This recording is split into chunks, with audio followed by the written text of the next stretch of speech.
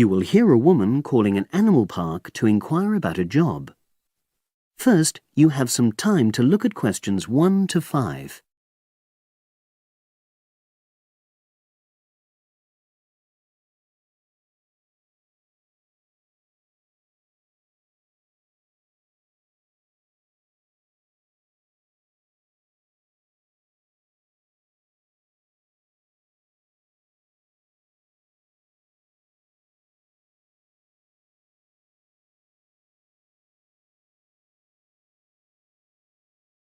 Now we shall begin. You should answer the questions as you listen, because you will not hear the recording a second time. Listen carefully and answer questions 1 to 5.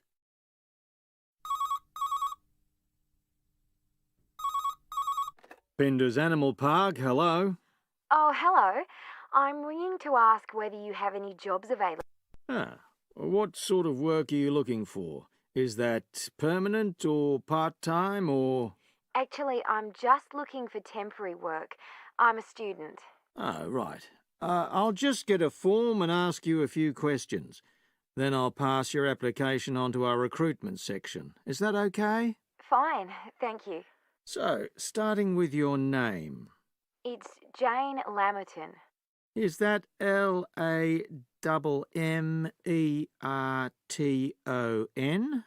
There's only one M in it. Oh, right. And your address? It's 42 West Lane. Right. And is that in Exeter? Yes. Okay. And can you give me your mobile phone number?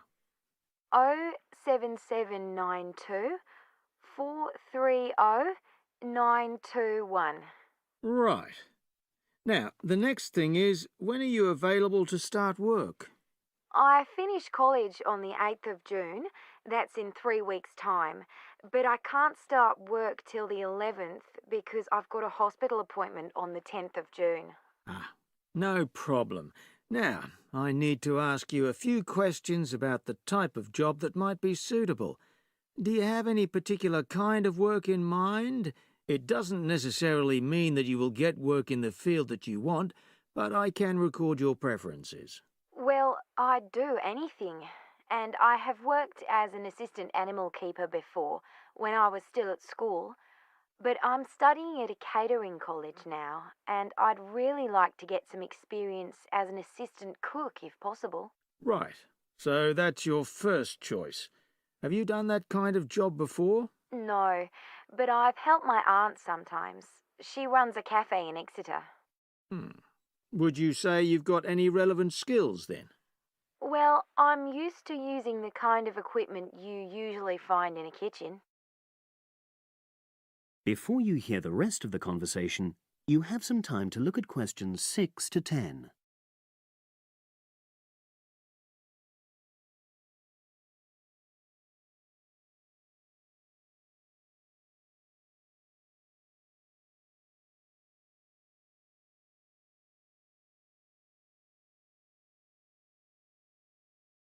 Now listen and answer questions 6 to 10.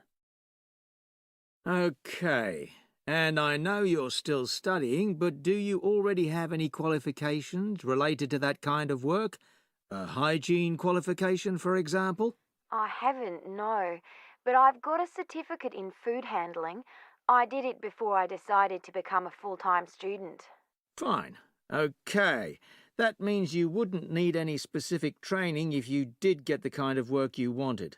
But you'd have to do a short course on first aid. All our new employees do that. It just takes half a day, and most people find it generally useful. Oh, yes, I'm sure it is. Well, that's about it, really. Just one last thing. Can you give me the name of someone who would give you a reference, like a previous employer or... Oh, yes, you can put Dr. Ruth Price. Okay. Is that one of your college lecturers? She's my college tutor. She's known me for over 2 years, and I'm sure she wouldn't mind. In fact, she's given me a reference before. Fine. We'd probably contact her by phone. Do you happen to know her number? I've got it on my phone, yes. It's 0208 685 114. That's a landline. Good. Well, as I say, I can't promise anything, but I'll pass your application on, and you should hear in a few days. Is there anything else? Just one thing. I suffer from a particular type of colour blindness, and sometimes employers have to make special arrangements for that. Okay, I'll make a note of that. It won't be good that you've made us aware of it. You can provide us with more details if you're offered a job. Okay. Thanks very much. Bye. Bye. That is the end of part 1. You now have half a minute to check your answers.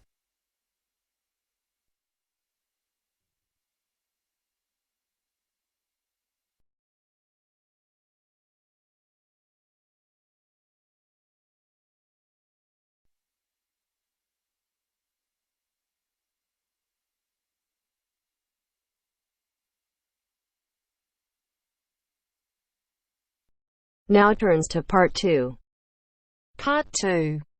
You will hear 2 engineering students, a woman in her 6th year called Linda and a man in his 5th year called Matthew, discussing the benefits of student work placements. First, you have some time to look at questions 11 to 16.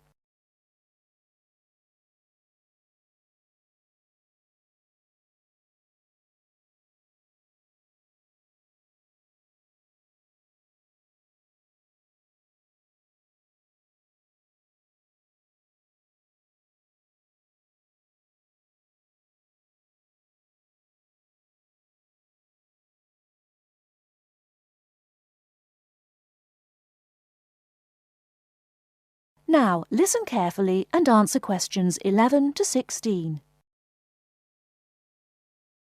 Hi, Linda. Can you spare a few minutes? Hello, Matthew. No problem. I just wanted to talk to you about temporary work placements. I've never really thought there was a good reason for doing one. I've got some savings, so I don't really need the money at the moment. But I've had an email from the university about a vacancy that looks quite interesting. You did a placement last year, didn't you? I did, yes. In my case, I wanted to find out if I was making the right career choice before I began applying for permanent jobs. I thought I wanted to work in car manufacturing, but I wasn't sure, so I applied to Toyota. What was the application process like? Lengthy. There were a lot of different parts to it. The dullest one was a psychometric test. You know, when you have to answer loads of questions about yourself. And you're trying to guess what's the best thing to say. Yes. Then there was an activity that we did in groups, which I found really fascinating. Engineers are renowned for being a bit unsociable, but I thought we made a great team. And we had an individual task too. We had to sort through various business documents and prioritize them. It was just like what you have to do as a student, really, just with different content. What exactly were you doing on the placement? I was helping to design some diagnostic software to identify any waste in the car assembly process. Do you mean waste of materials? No, time. Anything that can speed the process up helps to cut costs. How did the work placement compare to being a student? Was it hard work? Yes, it was. I'd had full-time work before. I've done various unskilled jobs during university holidays, and some of those involve long hours. So I thought I'd find it easy. I was wrong, though. I think when you're on placement, you're always trying to prove yourself. So you push yourself hard to succeed? Yes. But I got a lot of support from my employers. They were always helpful. And then, at the end of the placement, I was given formal feedback. Do you mean on your engineering ability? Well, no. I didn't really need that because we had team meetings every other day. And so I had the chance to discuss technical issues and ask about anything that wasn't clear.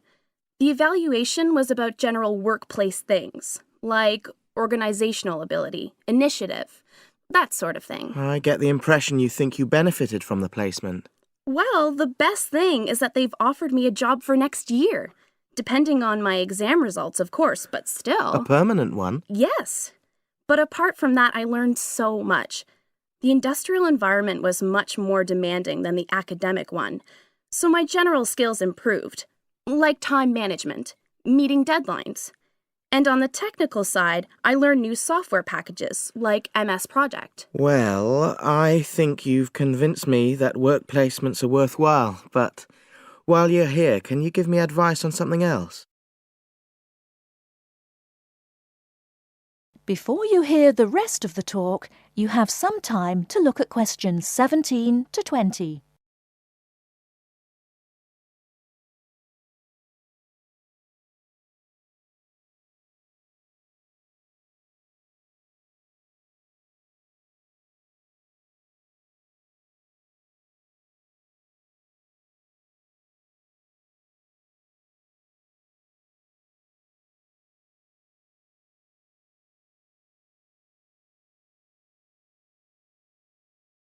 Now listen and answer questions 17 to 20. I'm about to make a start on the engineering materials module, and I've got a book list here. Can you have a quick look and tell me what you would recommend? That's if you can remember. Let's see. I do remember some of them. Yes, this one, The Science of Materials. I found the subject quite hard generally, but this book is very accessible, so it suited me. It doesn't cover everything, though. What about this one then, Materials Engineering? Oh, yes, I do remember that. But it's a bit out of date now, isn't it? Unless it's a new edition. I don't think so. But what I liked about it were the pictures. They really helped to understand the descriptions. It's useful just from that point of view. Let's see, what else? Oh, yes, that one there, Engineering Basics. I think out of all these, that's got the widest coverage. But I've looked at the contents page and it hardly mentions nanotechnology. Yes, you're right. The evolution of materials does, though. It's a recent publication, so it covers all the latest developments. It's a bit thin on the 1960s, though, and that decade was quite important. Well, it sounds as if they all complement each other in some ways. I don't suppose you can lend me... That is the end of part 2. You now have half a minute to check your answers.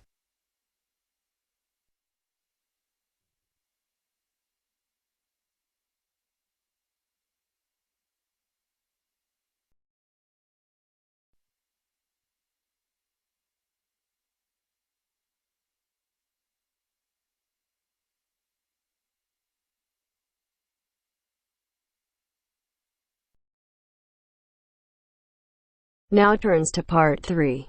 Part 3. You will hear a conversation between Wolfgang and his new friend Mary, who has already been at the college for a few months.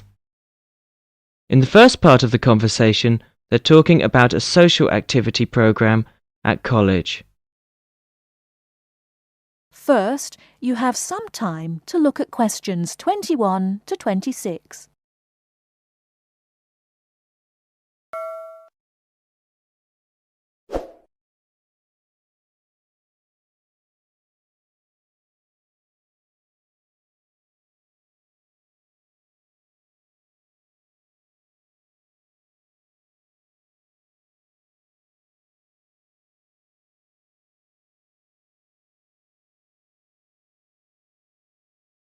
Now listen carefully and answer questions 21 to 26.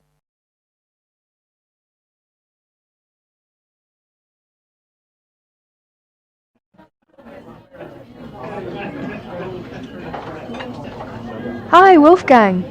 Ah, Mary, how are you? Oh, fine. How's it going? Have you just had a class? Yes, I just finished my listening class. It was a little bit difficult. Yeah. It's always difficult when you first arrive somewhere. I found it quite hard when I first arrived. But you know what really made a difference? Was going on these social activities that the college arranges for you. It gives you a chance to practice your English and... I've heard that the college is pretty good about organising those kinds of things. How do I find out about it? Well, I've just picked up a schedule today. Let's have a look at it. Here it is. What is it? A schedule for this week or? Yeah, let's have a look. Okay, yeah. Maybe we can do some things together, in fact. Yeah, that would be great. So, Let's see. What are they doing tonight? Monday night? well, they've got singing with guitar. So I went to this last week. Oh, really? Yes, it's quite good fun. Is it pretty good? Yeah. What do they do? Do they have a concert or? They teach you, modern and traditional songs. Well, I'm not much of a singer, but, Oh, come on. You should go. It's really good fun. well, I suppose it'd be a good way to practice my English. Yeah, 'cause you learn kind of British folk songs and things. It's really interesting. Oh, but look at that. That starts at 8. But I notice at 9 o'clock there's a late night coach to Cambridge for a film. I think I'd want to go to try that. What time does this singing thing finish? Do you know? Oh, well, usually it kind of lasts about 2 hours. But I mean, we can always leave earlier. They don't mind. Oh, okay. So we can do both then? Yeah, so Right. So that's at 9 o'clock. Yeah. what movie is it? Let me see. Oh, it's Rocky. Have you seen it? Rocky? Oh, that's the one with Richard Dreyfuss, isn't it? Richard Dreyfuss? No, it's Sylvester Stallone. Oh, yes, I remember now. American movie. Yes, I haven't seen that. I want to see that. Good, let's go to that.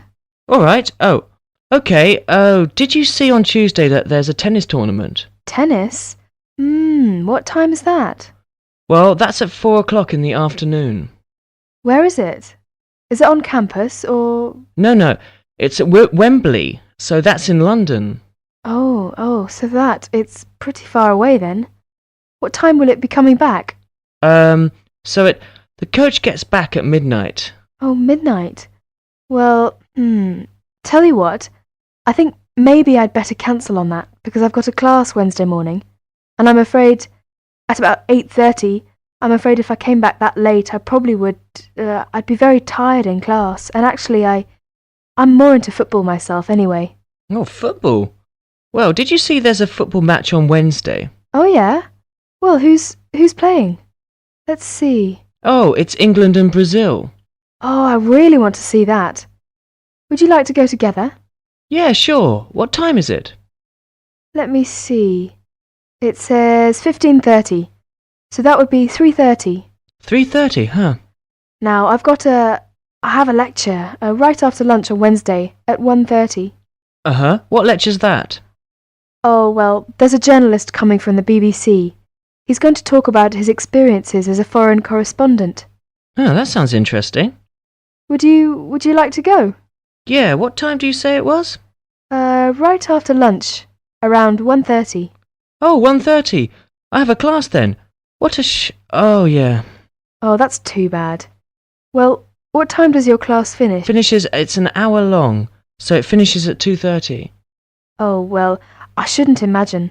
The lecture shouldn't go much later than that either. So after your class and after my lecture, we can get together to go to the football game. Okay, so we can meet... Let's see, maybe 3 o'clock. Or maybe 3:15. Yeah, I think 3:15 would be all right. Okay, where should we meet? Well, usually on these kind of trips, the coach leaves from in front of the dining hall, so maybe we could meet there. Okay, so in front of the dining hall at 3:15. That sounds fine. Yeah, right. On Thursday, there's an international evening in school hall. Yeah, all songs and dances performance by students from all over the world. That's very interesting. Would you like to go and see? Yes, when is it? It will start at 8. Shall we meet at 7:50 in front of the school hall? Fine, 7:50 in front of the school hall. Before you hear the rest of the talk, you have some time to look at questions 27 to 30.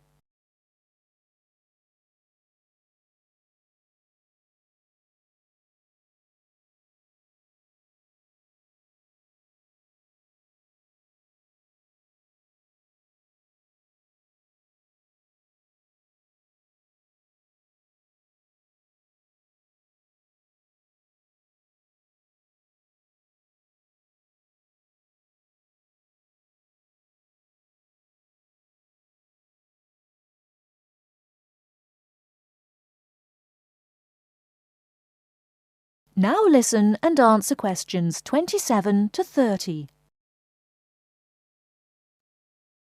Oh, and another thing I definitely want to do this weekend is to go and see. They're going to have a trip to Stratford on Avon. I think it's on. Let me see. What day is that? Friday, I think my roommate told me. Oh, Friday? Would you like to go to that? Yeah, but are you sure it's Friday? I thought that's what he said, but I might have been mistaken. Well, usually these things are on weekends. Right. Let's see here. Oh, you're right, yeah, Saturday morning, 8:30. Aha. Right, Friday's the disco. Oh, disco. Yeah. So actually I've arranged to go with some of my friends. So if you'd like to come along with us. Oh, that would be very nice, yeah. Yeah, you can meet some more students. Oh, well, what time shall we go to that then? Well, it starts at... what time? 8:30, but we don't want to go too early. So let's say 9 or 9:30. Let's say 9:30. Okay, yeah, we can meet there, but we'd better not stay too late because the Stratford thing is, pretty early in the morning. The bus will be leaving at 8:30. Oh, yeah, right.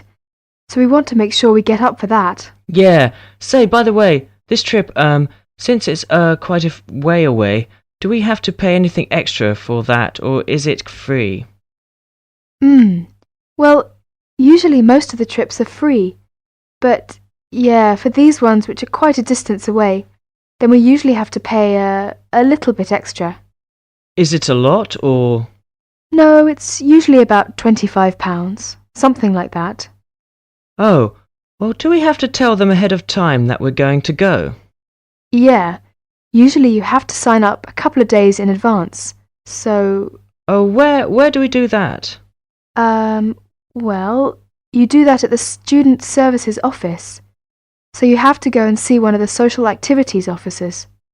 Oh, so I just tell them that I want to go, and I pay my money and then sign my name. Well, I think I'll go ahead and do that today. Actually, I've got some free time right now. Do you know where I go to do that? Yeah. It's the Student Services office. It's just across the road from here. Oh, okay.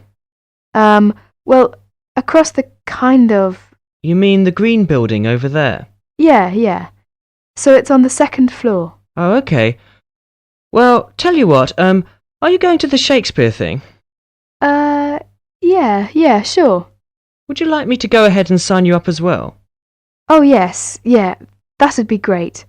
But, well, I haven't got any money on me at the moment. Oh, don't worry about the money, that's fine. You can pay me back this evening. I'll go and sign us now, and then when I meet you tonight at the singing, you can, give me the money then. Oh, well, if you are sure, that'd be great. No, it's no problem. Okay. Oh, is that the time? I'd better go. I've got a class. I'll be late. Okay, sorry. I'll see you later then. All right, see you tonight. Bye. Bye. That is the end of part 3. You now have half a minute to check your answers.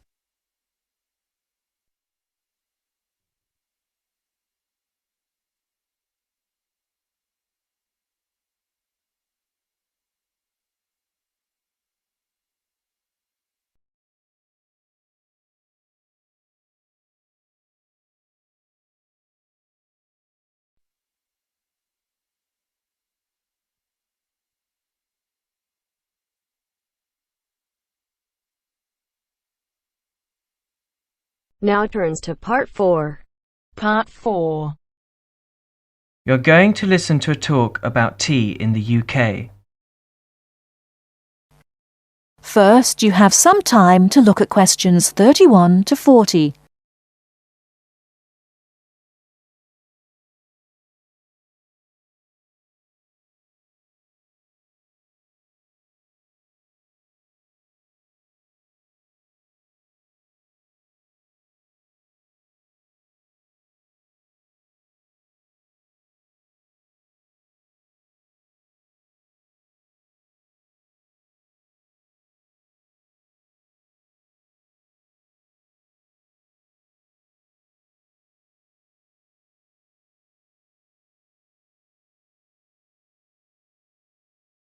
Now listen carefully and answer questions 31 to 40. During the 1930s, there was a popular song which had the title Everything Stops for Tea, and to millions of British people, a restful cuppa is still an ideal way to relax for a few minutes from the rigours of the day. The English custom of drinking tea has its roots in the 17th and 18th centuries. When first imported to Britain, the exotic cha, or cha, as the Chinese tea was variously called, was considered a man's drink to be enjoyed with colleagues at London coffee shops. These were popular meeting places for many walks of life: politicians, lawyers, poets, actors, and writers. Many London clubs began in this manner, and the famous Lloyd's Insurance underwriters started out as Lloyd's Coffee House. In 1706, the first coffee house that offered tea was Tom's Coffee House, owned by Thomas Twining. He realized that he needed to introduce an added attraction to compete with the many other coffee houses in London, and tea was rare, exotic, and extremely expensive. With these credentials, tea became an exclusive drink and enabled Twining to open a tea shop under the sign of the Golden Lion in the Strand. By the 18th century, the ladies of the more affluent classes were going China mad, using tea as an excuse for displaying their extravagant purchases of Chinese porcelain and Dresden tea sets. A comprehensive tea tray would consist of a teapot and stand, teacups and saucers, sugar bowl, milk jug, and basin for discarded tea and tea leaves. Tea was still expensive and kept in locked tea caddies. Skilled craftsmen fashioned caddies of carved inlaid woods fitted with crystal and precious metals. To ensure the servants weren't tempted by this priceless commodity, the caddy was kept locked, and only the mistress of the house held the key and prepared tea when guests came to visit. No well-brought-up young Englishwoman could consider herself socially acceptable unless she knew how to brew a proper cup of tea. As the 18th century progressed, changes in commerce and working hours resulted in the main meal of the day being taken much later in the evening. The prospect of lasting from breakfast until evening did not appeal to the Duchess of Bedford, who is usually credited with being the first to alleviate late afternoon hunger pangs by introducing a small 4 o'clock meal served with tea. With time, the light, wafer-thin toast or delicate white bread gave way to exotic fillings like tomato and egg, cucumber, chicken, or potted shrimps, followed by buttered scones, crumpets, or elegant pastries. The popularity of tea continued to spread, but it was not until 1839 that the first shipment of Assam Indian tea was landed in Britain. A healthy trade with India was soon established, and tea clippers, like the Cutty Sark, now a museum in a dry dock at Greenwich, were reaching the peak of their sailing days. In 1879, the first limited shipments of Ceylon tea began to arrive, and by 1880 this had been firmly established alongside Indian and China teas, giving the broad range of teas that are available today. There have been few changes in 3 centuries of tea trading. London is still the centre, and indeed Twining still has a shop on the site of the original Tom's Coffee House at 216 The Strand. The name Twining has been linked with tea for over 280 years.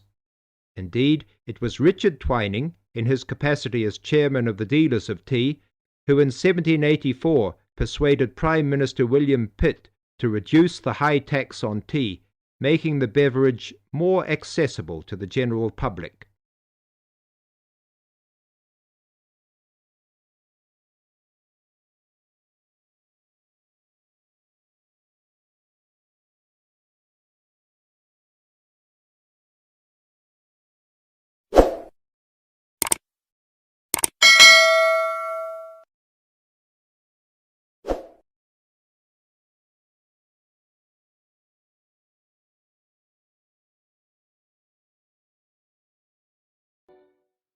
Thanks for watching. Here are other 2 videos. You can watch them as well. And if you haven't yet subscribed my channel, please subscribe it and hit the bell icon for my upcoming videos, and share these all videos among your friends.